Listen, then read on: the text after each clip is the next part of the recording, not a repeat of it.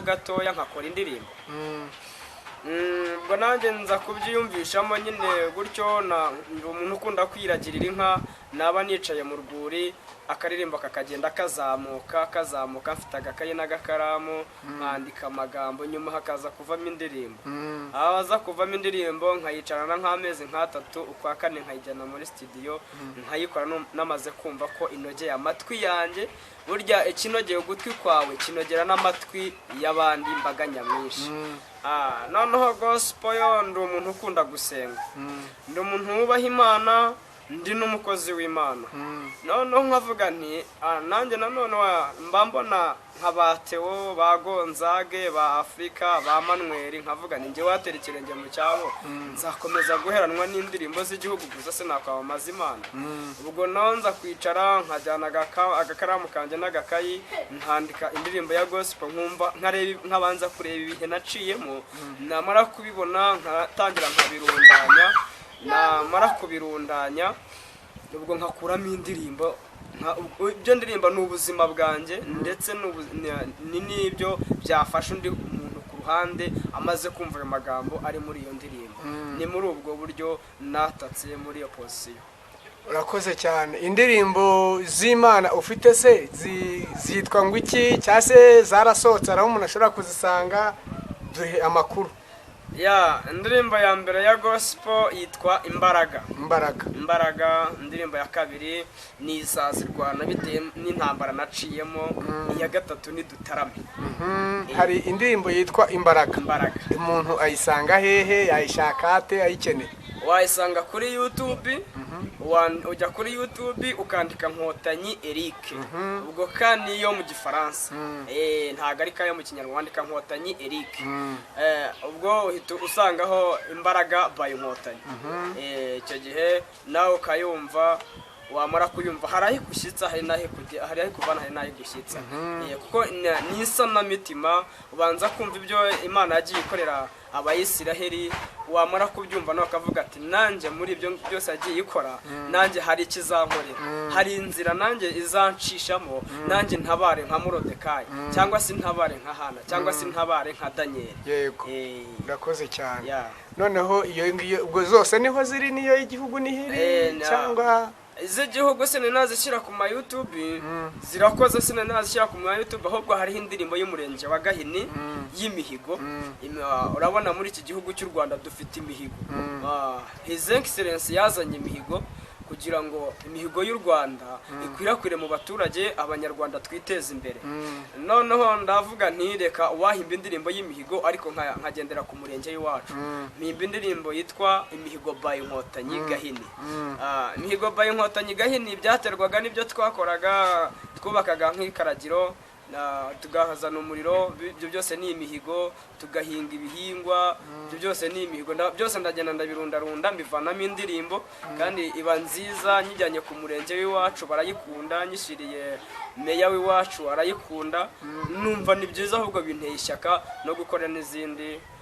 Izindi ndirimbo z'igihugu ni indirimbo z'umuryango wa RPF. Mbere na mbere ndi umunyamuryango wa RPF. Ubwo rero nta ujya gutera uburezi arabwibanze. Narabanje nkora indirimbo z'umuryango wanjye. Urakoze cyane. Uvuze ngo uri umunyamuryango wa RPF. Ndi umunyamuryango wa RPF. Ese mu izo ndirimbo ukora hari inkunga byibura umuryango waba gutera, cyangwa se ntago urabona abatera nkunga? Ntago naye nabona abatera nkunga. Ni ku giti cyanjye no kwirwanaho kugira ngo mpeshe agaciro umuryango wanjye, nanjye n'umuhigo nahise. Urakoze cyane. Urumva ni intego nziza nko ku rubyiruko, ahubwo turushaho kubasaba kugira nabo bakunda umuryango, bakunde n'igihugu muri rusange. Urakoze, Imana guha umugisha. Nawe Imana ibaha umugisha. Ikindi kintu nagira ngo nkubaze, hari ukuntu uvuze ngo uragiye inka. Ndagiye inka. Ibyo ndaza kubikubazaho mu kanya kugira ngo uze kuza kubitubwira. None ahubwo ikintu naringiye kukubaza, uvuze ku ndirimbo z'Imana, ufite itorero usengeramo? Mfite itorero nsengeramo. Ufite papa na mama? Mfite papa na mama. Nase bajya bagufasha muri uyu muziki wawe urimo, cyangwa ni wowe wirwanaho n'ubundi uwo nta kintu baratangira kugufasha? Impamvu ndi kukubaza ibi ngibi, hari igihe umuntu ashobora kumva akavuga ati uyu mwana ndumva afite intego nziza, nubwo adafite sponsor ariko reka mufashe. Niyo mpamvu mba nkubajije kugira ngo kuko abantu baba badukurikiye ni benshi kandi bafite imitima itandukanye, harimo rero abafite umutima wo gufasha. Harimo ufite umutima akaba yavuga ati reka ndebe ko uyu mwana namufasha, namuteza imbere. Niyo mpamvu nkubajije. Murakoze cyane. Murakoze cyane nk'abanyamakuru, ndabashimiye kumbaza icyo kibazo. Nta saponta mfite, na papa na mama ni abasaza, ni abakecuru, nta kabaraga, kubera na papa afite ubumuga. Urumva rero ntago umukecuru niwe data akaba na mama, kuko data afite ubumuga, yaramugaye. Rero ndi supportinga ku giti cyanjye, nimba mbonye ndi papa nk'imama, nimba mbonye icyo gihumbi ndakibika ahantu hari agasanduka nakoze. Iyo mbonye nk'ibihumbi 60 ndavuga nti nyamara hari indirimbo yangira akamaro ejo. Ngiye sinshaka iby'uyu munsi, ndashaka iby'ejo hazaza, kuko ejo hazaza niho hazaba hafitiye akamaro kuruta uyu munsi ndimo. Urakoze cyane, turagushimiye. Sinzi rero niba ushobora kuba watanga nimero ya telefone uburyo abantu bashobora kukubonaho, kuko hari abantu benshi bakenera kugira ngo babe bagufasha cyangwa se yakugira inama, kuko buriya gufasha si amafaranga gusa, n'ibitekerezo. Rero sinzi niba watanga nimero ya telefone abantu bashobora kuba bakubonaho. Ni byiza cyane, murakoze. Nomero yanjye ya telefoni ni 078 4 780 172.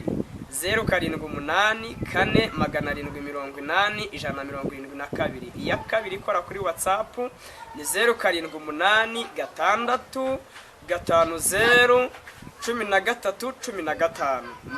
Murakoze cyane, Imana iguhe umugisha. Turagushimiye nawe kuba wemeye ko tuganira n'iby'agaciro, kandi natwe turagushimiye. Urakoze. Dushimiye rero wakoze subscribe, nawe utarakora subscribe turagusaba kugira ngo uyikore kugira ngo ibiganiro byacu bijye bikugeraho hakiri kare.